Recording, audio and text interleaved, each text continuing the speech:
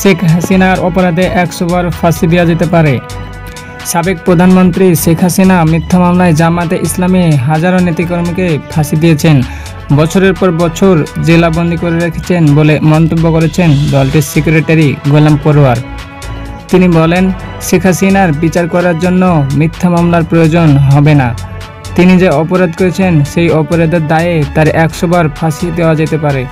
মিথ্যা মামলা দিয়ে ফাঁসানোর কোনো প্রয়োজন নাই। সোমবার 9 সেপ্টেম্বর বিকেল কুড়িগ্রাম পৌর টাউন হলে এক মতবিনিময় সভায় প্রধান অতিথির বক্তব্যে তিনি এসব কথা বলেন।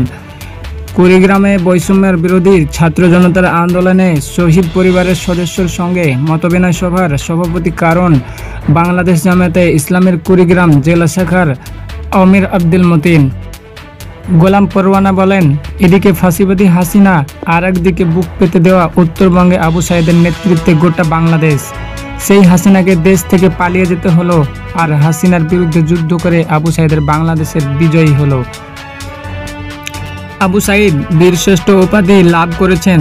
তিনি আরও বলেন, 5ই আগস্ট রক্তাক্ত বাংলাদেশের ওপর মানুষ ঈদের আনন্দ করেছে। আজকে তারা এই রক্ত দিয়ে ঋণী করে রেখে গেল, সেই ঋণ আমাদের শোধ করতে হবে।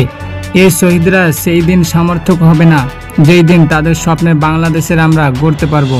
তিনি আরও বলেন, শেখ হাসিনা দেশের বাইরে থেকে বিচারপতিদের দিয়ে আনসারদের দেশে অন্তর্বর্তীকালীন সরকারের বিরুদ্ধে ষড়যন্ত্র করছেন। এখানে প্রশাসনের রন্ধে রন্ধে ফাঁসিবাদী ও আওয়ামী লীগের প্রেতাত্মার ঘাপটি মেরে আছে।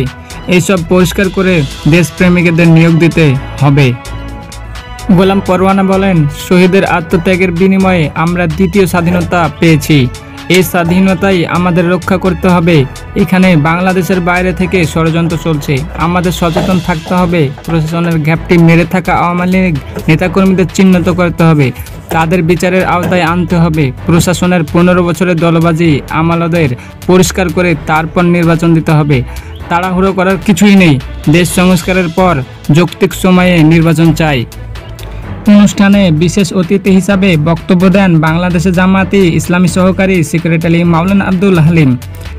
সভা শেষে বৈষম্য বিরোধী আন্দোলনের শহীদ 4 জন পরিবারের হাতে 2 লাখ টাকা করে অনুদান তুলে দেন বাংলাদেশে জামায়াতে ইসলামী সেক্রেটারি সহ অন্য নেতারাও।